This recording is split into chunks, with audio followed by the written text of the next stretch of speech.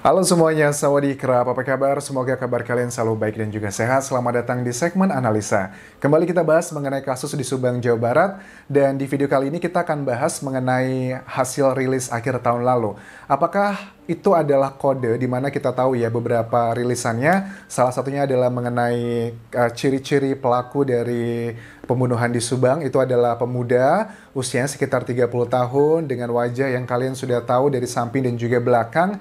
Di balik itu semua, apakah ini sebenarnya adalah kode dari penyidik Polda Jabar?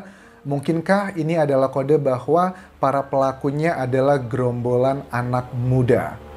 Oke, ini sudah sangat complicated. Kenapa aku membacanya seperti itu? Karena kan kita juga pada saat mereka, tim Polda Jabar, merilis hasil sketsa tersebut juga dibarengi dengan beberapa keterangan. Misalkan adalah dengan usia 30 tahun, pemuda begitu, dan notabene itu adalah gambar yang masih sangat subjektif. Ada yang menuduh A, B, C, D, atau juga ada yang menuduh bukan bagian dari saksi, atau ada yang bagian dari saksi, tapi yang sama-sama kita memiliki opini yang sama adalah kategorinya adalah ini masih anak muda. Apakah ini kode nih sebenarnya bahwa para pelakunya ini adalah gerombolan anak muda? Karena di awal-awal kasus ini muncul kan, kita melihat ya ada banyak netizen tuh yang menduga bahwa oh pelakunya nih ini nih orang yang tidak muda lagi, pelakunya adalah perempuan juga. Tapi ternyata kok Polda Jabar di akhir tahun lalu merilis sketsa yang anak muda. Apakah ini sebenarnya hasil pengembangan dari tim penyidik yang awal-awal kita menduga kasus ini kesannya adalah domestik, kasus yang sifatnya adalah keluarga, tapi mungkin aja kita tahu bahwa pada umumnya kasus pembunuhan itu kan dilatar belakangi dari 3 motif. Pertama adalah asmara, kedua adalah harta, dan juga permasalahan sosial. Tapi selama ini kalau ngomongin masalah asmara, kan kita hanya fokusnya kepada masalah-masalah yang terblow up. Misalkan antara ya Bu Mimi dan juga Pak Yosep, atau hal cinta segitiga lah seperti itu. Tapi kadang kita juga lupa bahwa yang namanya asmara ini juga bagaimana kita tidak pernah melihat kemungkinan asmara antara almarhumah Amel atau asmara juga almarhumah Ibu Tuti. Maksudnya kalau Ibu Tuti ada orang yang naksir beliau begitu, ataupun juga asmara yang kemungkinan dari Amel ada orang-orang yang naksir juga dengan Amel. Ada dugaan juga karena sakit hati mungkin Amel, kan kita ketahui Amel juga sudah punya pacar kan ya. Diki adalah pacar terakhir Amel sebelum terjadinya kasus pembunuhan ini. Mungkin aja kan ada, kalau kita ngomongin soal asmara, nggak melulu mengenai Ibu Mimin dan juga Ibu Tuti, tapi bagaimana dengan Amel? Apakah ada orang-orang pemuda-pemuda gitu, karena berhubungan dengan hasil sketsa dari Polda Jabar, apakah ada pemuda-pemuda di luar sana yang naksir sama Amel, berniat melamar tapi ditolak, atau cintanya ditolak, mungkin saja tidak disetujui dengan Ibu Tuti? Itu kan juga masih kemungkinan masalah asmara kan ya, karena selama ini kan ya aku bukan berarti mengatakan bahwa membela Bu Mimin atau Pak Yosep, sama sekali tidak. Kita kan berbicara masalah kemungkinan, dan kita bahas mengenai Bu Mimin dan juga Pak Yosep itu kan sudah banyak sekali aku bahasnya. Tapi sepertinya kok ini mengalami kebuntuan karena mereka berdua, Bu Mimin dan juga Pak Yosep, kan sudah diperiksa tuh belasan kali. Bu Mimin tuh 13 ya, kalau apa 12 gitu. Pak Yosep juga sudah 15 kali. Tidak hanya itu, tapi juga sudah dilakukan tes kebohongan. Tapi kok sampai sekarang dari hasil tersebut tim penyidik Polda Jabar belum percaya diri gitu untuk menentukan siapakah tersangkanya.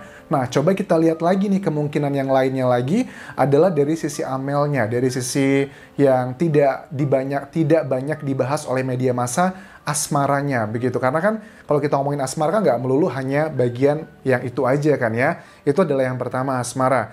Yang kedua adalah mengenai harta. Harta ini bukan tentang masalah ahli waris gitu. Kalau ahli waris kan jatuhnya ya ke pertanyaan netizen lah yang banyak. Siapa sih Anjas yang paling diuntungkan pada saat kedua korban itu meninggal? Teman-teman bilang, wah bisa aja nih saksi ini, saksi itu, karena dia adalah ahli warisnya. Itu sudah banyak kita bahas sebelumnya, sudah banyak kita bahas. Tapi kan harta itu tidak melulu mengenai ahli waris, tapi juga tentang perampokan. Perampokan itu karena itu juga termasuk dalam kategori harta ya, karena kan kita ketahui ada uang 30 juta pun tidak hilang dari lokasi kejadian seperti disampaikan oleh Yoris di situ. Untuk masalah perampokan sepertinya adalah sangat kecil karena yang hilangkan hanya 3 handphonenya Amel ya, dan diduga di situ juga ada menyimpan data-data orang-orang yang mengeksekusi Amel di situ. Jadi teman-teman juga mulai membuka beberapa kemungkinan, karena kan kasusnya kan sudah 5 bulan, ini bukan bulan pertama. Kalau bulan pertama kedua, ya kita bolehlah fokusnya adalah di orang-orang yang sudah sering kita bahas. Tapi kan sudah lebih dari 5 bulan, oh pasti ada sesuatu hal yang di luar extraordinary, hal yang luar biasa. Itu pun juga menjadi salah satu alasan kenapa Polda Jabar kan belum menentukan siapakah tersangkanya. Terus juga masalah permasalahan sosial atau konflik sosial, yang artinya adalah permasalahan antara individu satu dengan individu lainnya. Kita sudah disuguhkan banyak drama, adalah permasalahan dari keluarga inti. Awalnya kita tahu Yoris, Yosep itu kan saling mengeluarkan keterangan pahit, serangan-serangan antara kedua pihak ini. Tapi kan yang menjadi mengejutkan kok tiba-tiba gitu kan ya, di akhir tahun lalu Yoris itu keluar dari kuasa hukum lamanya, notabene bersama Danus, sekarang bergabung dengan Yosep, yang selama 4 bulan terakhir itu ada banyak sekali perdebatan, saling menyerang di media massa, jejak digitalnya banyak sekali. Apa nih yang membuat Yoris begitu mau pindah gitu? Apakah Yoris merasa bahwa selama ini dia hanya merasa terbawa emosional saja? Karena kita akui ya, sepertinya mereka memiliki hubungan antara ayah dan juga anak yang tidak harmonis, karena ada permasalahan yang sudah kalian tahu, sudah diucapkan di media massa. Takutnya adalah gara-gara permasalahan pribadi tersebut justru malah mengaburkan permasalahan sebenarnya. Apakah Yoris sudah merasa sadar begitu dengan mengambil keputusan yang sangat beresiko bagi dia pribadi? Resikonya adalah dihina, dihujat oleh netizen yang selama ini mendukung dia, tiba-tiba berbalik, dia dihujat dengan kata-kata yang sangat kasar. Tapi kok dia mau mengambil resiko itu, ada apa alasannya? Apakah dia sudah tahu sebenarnya? Apakah dia merasa selama ini Yoris bahwa selama ini tuh memang saya menyerang Yosep gitu kan ya. Tapi ada beberapa hal yang sangat fundamental menurut Yoris mungkin seperti itu. Saya tidak pernah melakukannya, tidak pernah menyuruh, tidak pernah melakukannya. Kok tapi tiba-tiba saya diklaim oleh beberapa orang. Itu juga yang membuat Yoris berpikir, karena kan yang namanya manusia dewasa punya pikiran, ya kita tahulah dari media aja, kita netizen bisa memahami, menilai apa kabar dengan Yoris yang memang memiliki kasus ini, menjalaninya, melaksanakannya secara langsung. Dia juga punya penilaian pribadi, judgement pribadi, mana yang menurut dia kira-kira dia salah langkah, mana yang menurut dia juga kira-kira harus diperbaiki. Jadi kita harus menghargai proses itu. Terlebih lagi kan juga sampai sekarang kita masih belum tahu nih siapakah tersangkanya. Apakah selama ini keputusan Yoris pada saat di tim kuasa hukum lama ada langkah-langkah dia atau keterangan-keterangan dia yang justru malah memberatkan tim penyidik untuk mengungkap motif dan juga siapakah pelaku sebenarnya. Itu adalah penilaian dari Yoris sendiri. Tapi terlepas dari itu semua, kita harus punya ada azas praduga tak bersalah, bukan berarti ya Danu adalah tersangkanya juga. Karena kan penyidik Polda Jabar juga belum menentukan siapakah tersangkanya. Dan aku juga sangat menduga keras begitu, di kasus ini kan tidak melulu mengenai para tersangka itu mengarah ke para pelaku begitu, tapi juga dalangnya, otaknya, pelakunya, orang yang membantu, orang yang mengetahui. Jangan sampai ada kategori kambing hitam begitu. Ya, kambing hitam kita juga sebagai netizen punya definisi yang berbeda. Apakah kambing hitam ini adalah orang yang benar-benar sama sekali tidak terlibat? Tidak terlibat ini tidak menjadi bagian orang yang mengetahui, orang yang membantu. Dua itu bukanlah orang, jika kambing hitam ya berarti tidak keempat kategori tersebut. Tapi ada juga beberapa orang yang berpikir bahwa orang yang mengetahui doang atau orang yang membantu doang tapi dia disalahkan semua juga itu termasuk dalam kategori kambing hitam. Ya, ini adalah hal yang subjektif kan ya. Dan di dalam pengadilan nanti juga pasti kan akan ada penelusuran yang lebih detail.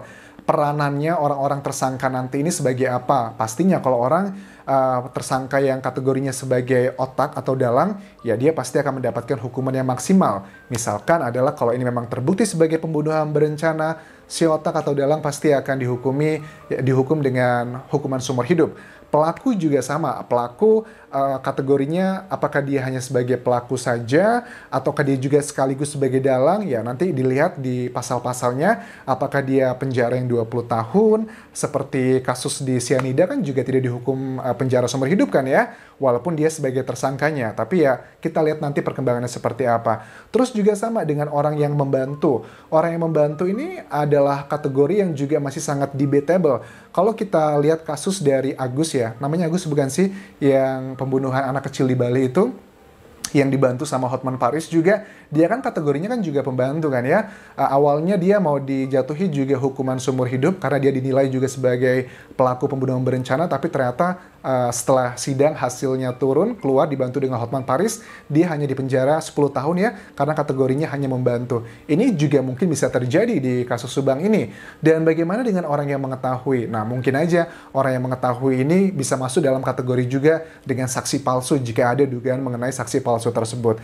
Jadi ya kita lihat nanti nih perkembangannya, apakah kasus ini benar-benar berhubungan dengan sifatnya domestik ataukah ada yang lebih besar. Karena memang kembali ke motif awal tadi, kita kan masih bingung dengan motifnya karena kita belum tahu siapakah tersangkanya. Kita juga penasaran pada saat nanti sudah ketahuan siapakah tersangkanya, baru kita bisa menganalisa motifnya seperti apa ya. Tapi kalau sekarang ya kita bicara dalam masalah kemungkinan ya, kemungkinan besarnya ya masih asmara, harta dan juga tahta. Tapi please, ketiga harta, asmara, dan juga permasalahan sosial maksudnya gitu. Dari ketiga motif ini juga kita nggak boleh fokus ke hanya orang-orang tertentu saja yang di blow up di media massa, tapi juga dari sisi dari Amelnya atau dari sisi Ibu Tutinya, karena kan korbannya dua, bukan cuma satu. Walaupun di luar sana sudah banyak teori konspirasi, misalkan bilang bahwa Amel tuh bukan target utama, tapi target utama adalah Ibu Tuti. Ada juga yang bilang enggak, targetnya memang dua-duanya. Mereka semua memang pengen dihabisi begitu, nggak ada yang cuma satu. Karena ada masalah sakit hati. Jika misalkan ada dugaan konspirasi mengenai bahwa pelaku ini adalah sakit hati karena cintanya ditolak dengan Amel. Misalkan juga seperti itu. Tapi ini semua masih dalam proses penyidikan. Kita doakan semoga Polda Jabar, tim penyidiknya diberikan kemudahan, dan kita terus kawal kasus ini hingga tuntas. Siapakah pelakunya, tersangka dari dalangnya, orang yang membantu dan juga mengetahui. Jujur kita sudah penasaran banget. Sampai ketemu lagi di video berikutnya. Tinggalkan komentar kalian, tinggalkan like, dan juga follow Instagram Korean Just di Thailand, serta subscribe juga channel YouTube ini. Khobun